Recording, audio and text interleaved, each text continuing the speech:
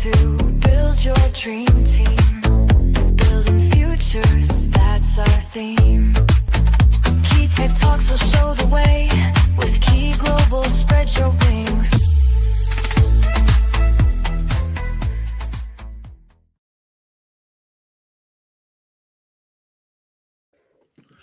Willkommen, bienvenue, welcome once again to another Key Tech Talks, and starring, of course, Lauren Halket, who is a neurodiverse founder of Key Global Recruitment. More about that later. She is interviewing today Rachel Morgan-Trimmer, who is a neurodiverse, I would say specialist trainer, but certainly supporter, and she's going to talk to you about all things to do with that. But for now, let me pass you back to Lauren to take it away. Hi, Rachel. Thank you so much for coming on and joining our wonderful show on neurodiversity within the workplace. It's a pleasure to have you. So the first question kind of leads me to ask you, could you tell us the history of Firebird and what led you to be a neurodiverse consultant? Well, first of all, thank you very much for having me on here today. I'm really You're excited welcome. to be here and be part of Key Tech Talks. So what about the history of my company? What led me to doing this? Well, I used to run a travel company. I was an entrepreneur from the age of 30, and I really struggled. I kept trying to do things the way everyone else was. I would read things like, be like Steve Jobs. I've got the black polo neck, but that's about as far.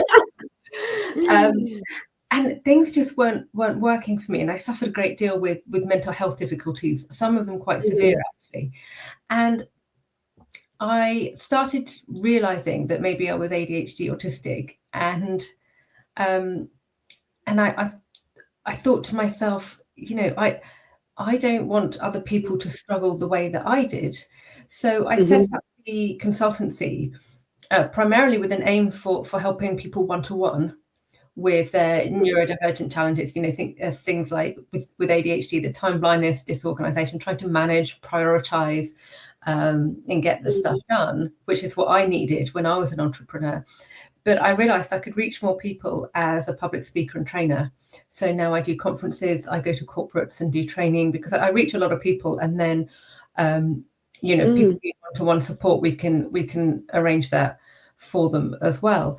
So that's how I was led to doing this job.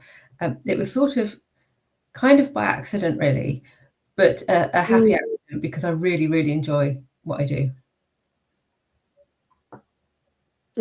Fantastic. That's amazing. And, what a journey you've been on. And I love the way that you kind of took your struggles and the way that you turned them into, kind of a strength, and then went on to help other people. That's amazing. I mean, and the talks and things like that, it's something that I really, anybody watching, I would really like to, start that journey of public speaking. I really would, because I feel as strongly, as you do. I've suffered, with kind of mental health around, kind of the neurodiversity, and, constantly feeling misunderstood and so disheartened and stuff like that. But then actually when I, kind of got up and I thought, screw you sort of thing, I'm proud. And I kind of just thought, I am what I am. We all have different triggers. I then become, really proud and understood the, benefits of being neurodiverse. So yeah, it's it's just great. Your journey is it is fantastic. I'm sure it's inspiring for a lot of people that are watching. But yeah, I would love to, I'd love to, do some public speaking at some point. So yeah. Do you want to do something I don't talk about very often, actually? Well, it's no secret that I've been trained in public speaking, and I do continuing professional development to make sure that to keep my skills up to date. But as you're probably aware, a lot of autistic people have a flat sort of tone of voice, talking a bit of a monotone, and my natural speaking voice is actually quite flat, and that's very hard for people to engage with if they're in the audience. So I got a singing teacher to give me vocal coaching.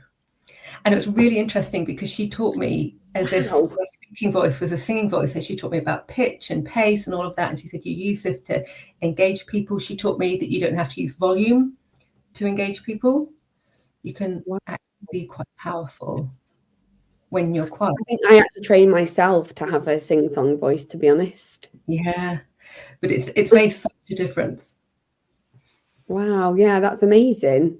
You know, just development. I think it's, you know, recognizing and then trying to do things about it. And I think that brings me on to, you know, neurodiversity. You know, the greatest thing that I hold is, you know, problem solving. I think neurodiversity is phenomenal for that. You know, people that are neurodiverse are incredibly not only talented in many ways, but I think the creative mindset, the problem solving is, you know, fantastic. And that's why neurodiverse businesses do extremely well within, you know, startups and particularly tech. Yeah, So, absolutely. Yeah, absolutely.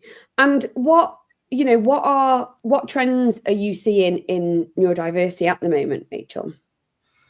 It's quite an interesting time, actually, because we're seeing a lot more talk about neurodiversity, a lot more discussion, a lot more awareness, which is brilliant.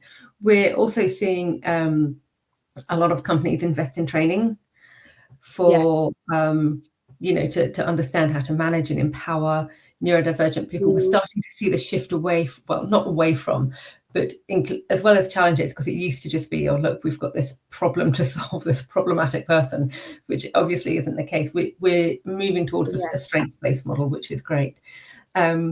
And it's really interesting to see. And one thing I see a lot of at the moment is there's a lot of the desire there. There's a lot of desire to be inclusive, but there's a lot of fear and uncertainty around where to start. So they want to do it. They don't know where to start. They're afraid of doing the wrong thing. They're afraid of offending people, which is, you know, music to my ears, because I don't get offended. You know, I'm a busy woman. I literally don't have time to get offended. So I really enjoy working with those people because the fear comes from a place of caring. It's not that they're afraid that, you know, it's going to cost too much money, which we know it doesn't. It's not going to open any floodgate. There's no such thing, really. It comes from a place of wanting to do the right thing and fear of getting it wrong. And what we do is say, well, to get it wrong, then it's better than doing nothing. Once you get it wrong, you can have a look at actually maybe this would be a better way. Yeah, exactly. And none of us get it right all the time. I don't, and it's my job. But it's you know, it's an impossible thing. Inclusion is not 100% thing. You don't get to a place and go, I'm 100% inclusive. That's not a thing. What we all try and do is try to be as inclusive as we can in whatever situation. Sometimes we get it right, which is great. Sometimes we might not. Sometimes it's a difficult balancing act. But what is important, what's underneath it all, is if people actually care about it. Because I can teach anyone what they want to know about neurodiversity, but I can't teach people to care. So when people come to me and they go, we don't know what to do, but we want to do something, I'm like, great, let's get started. That's brilliant. That's like, basically, that's the biggest part of it, and the first step and the most important one. Yeah, I think, you know, it's the thinking outside the box that makes, you know, the next, you know, kind of next level problem solving. So yeah, I think that's, you know, kind of fantastic, you know, within, you know, neurodiversity. You know, I think more, you know, kind of unique ways. I think the ideas for me, you know, fresh ideas are just like, you know, they just come naturally, you know, and they come thick and fast. So I think that's just, you know, I think that's just amazing, really, and entirely unique within neurodiversity.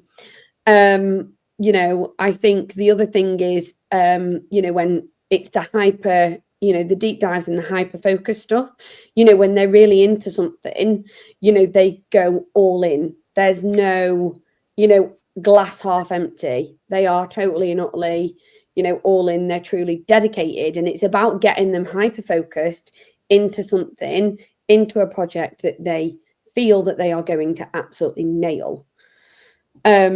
I think that's, you know, really important. Another thing is, I think what neurodiversity people do is, you know, spotting patterns, whether that be in people, a situation, you know, something that you know, that I can latch onto it sometimes, but, you know, I can quickly see, okay, maybe that's not, you know, maybe that's not right. And, you know, wanting to, you know, kind of change it.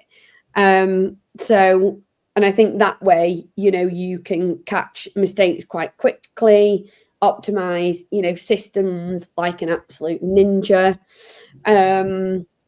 And yeah, I think, you know, that's some of them. And I think, you know, the final thing is, you know, innovation, different, you know, kind of perspectives mean, you know, smarter solutions, you know, better thinkers and stuff like that. So that's, you know, just kind of my, you know, kind of intake on neurodiversity. And I think for, you know, companies managed the right way, you could get all of that I've just, you know, kind of read out. But you've got to, you know, you've got to keep up with what you say, you know, you're going to do. Because I think that's, for me, that's a bit of an issue, is I think what could go better in the marketplace is, you know, there's a lot of, you know, kind of noise. We want to do this, we want to do that. But actually, how invested are you? So, you know, do you have a community that is dedicated to neurodiversity? Are you bringing in external people to give the internal people confidence? Because if you haven't got a community dedicated around this, how do people feel like they can come forward?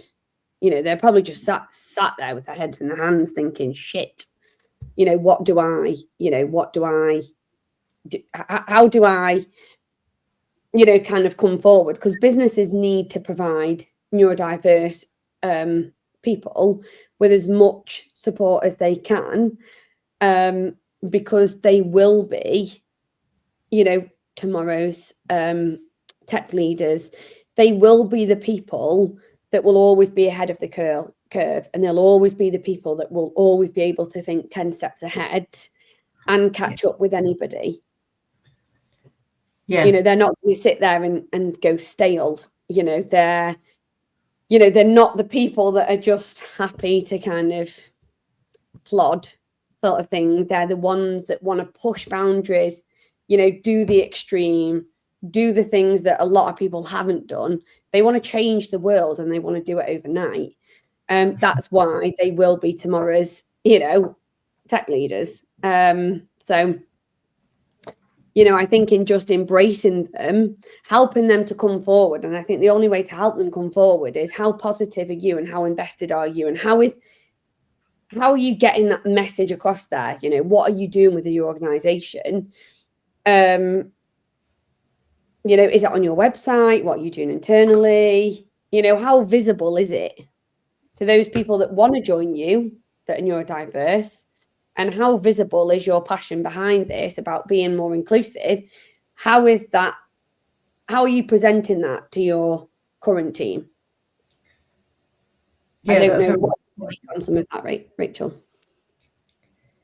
I think you talking about attracting talent is vital, because if people aren't getting through your recruitment pipeline, you're never going to see them. One of the best things we found about recruiting for neurodivergent people is that it reduces other hiring biases, which is brilliant, because if you recruit in a neurodivergent friendly way, you're also going to find that other underrepresented groups are able to join you as well. So that might be women, if there's not that many women in your organization. It might be global majority people. That means Black and Asian people and Hispanic people, LGBTQ, and so on. So it's a really good way of attracting lots of diversity to your organization. And we know that diversity means better KPIs. We've got stacks and stacks of evidence to show that inclusion results in all kinds of positives in the business, more income, more profits, better innovation, better production of leaders, tons and tons of things. I could go about that all day. So diversity, we know that diversity is important for those KPIs, but how do you attract those neurodivergent people? How do you draw them into your company? How do you make the recruitment process inclusive so that those people are able to not just pass the interview, but actually show you what they can do, where they shine? And there's lots of things you can do to make the process inclusive. And one of the ones that I suggest is taking off that thing where a lot of people say, oh, we recruit regardless of this and that, and that's fine, unless it's on really long job ad that nobody with dyslexia is going to read, nobody with ADHD has got the focus to read, and so on. And just thinking out, you mentioned thinking outside the box already. Thinking outside the box a bit when it comes to recruitment. What does the traditional process, is that going to work for everybody? Are there different things you could do if when it comes to the interview stages? Can you have photos or videos of people who are going to be there, or if it's an in-person interview, picture of the building, so people don't get anxious finding the door, because it can be sometimes. Interview can be quite stressful. Little things that can become, start to become overwhelming for neurodiversity people.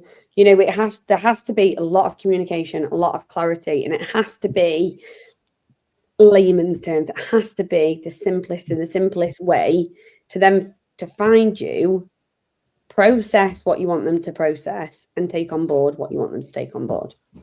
Yeah, absolutely. And it has to be exciting as well, because you're talking about, the type of people that we're talking about here are, they're ambitious, they're innovative, they're creative, they want to make an impact on the world, and they want to do it tomorrow. But if your process is like, we are going to do this, then we are going to do that, everyone's, people aren't going to be excited about joining you. One thing that I've seen people recruiting do, which is quite good, is it's kind of a typical day, or like a day in the life, because it puts a lot of context around the job, and it enables people to imagine what actually they're going to be there, and giving them context around what they're doing, why the work is important. Because some people think when I talk about neurodiversity in business, it's all about the big capitalist machine, and it's not. People that I work with, my clients, they're changing people's lives, sometimes even saving them. The work is that important, with the different things that they do, and the things that they develop, the products that they make, the services that they provide. And sometimes I work with charities as well, who do incredible work. So it's not just about let's go in and make loads of money for the shareholders. It's actually, how can we do this work so people are going to have a better life, a longer life, a more fulfilling life? And I think that's what really connects with people. Yeah, no, absolutely. And I love all of that, Rachel. Thank you so much for sharing it, because for somebody watching this, somebody could be going for their next interview and thinking, how could it be more exciting? Or, some of the things that you shared there were really inspiring. And I think if more businesses just took a small bit of that, then I think they would become more inclusive overnight. Yeah. And it's the little, it's break it down. We don't have to be perfect. Nobody is perfect. We don't have to be perfect. However, we need to give a shit, is what I think. And we do, and we have to do it in, we have to break it down and break it up and make it exciting, making it, kind of too complicated and thinking, how do we master this in such a big, heavy process way, is not the right way. Keep it short, keep it simple, and keep it exciting. That's my advice. So thank you so much. Yeah, no, absolutely. Thank you so much for attending today. And it's been great. Thank you, Rachel. I've certainly been sitting there nodding away. It's very enjoyable. I'm glad there are more people out there to help promote people like you and me, Lauren, because otherwise I think we'd perhaps find it a struggle to make our way forward. I hope people can see that I've put a ticker on the bottom. Perhaps one of the best ways of starting your journey to find out more about being more neurodiverse, inclusive, would be to having a chat to Rachel and perhaps getting in touch with her on LinkedIn. And I just quickly want to take a bit of time to talk about Key Global Recruitment. Now, Key Global Recruitment is Lauren's brainchild. Being the neurodiverse person she is, she absolutely understands that find the right people for the right job often means looking at the neurodiverse group of people, because they'll often do it 30 times faster and in more depth and think of 100 things you never thought of before. So those are the kind of people you need to be bringing to the fore, and Lauren can really help you do that well. These Key Tech Talks are a flagship for her to show her ability to talk to people and understand exactly what they need. But more importantly, I think you should also understand this is a good place to start your journey. You see the QR code down the bottom. Please click on it if you want to start that. Have a quick chat to Lauren and see what can be done. But until next time, thank you so much for taking time out of your busy day, Rachel, for being here. Lauren, as ever, excellent work. That was excellent work all around. And to everybody out there, keep your feet on the ground. Keep reaching for the stars. You will make it, but you've got to keep your focus up, which I know for ADHD people can be a bit more harder than it might be. But just look after that mental health. Until next time, goodbye. We're here to build your dream team. Building futures, that's our theme. Key Tech Talks will show the way.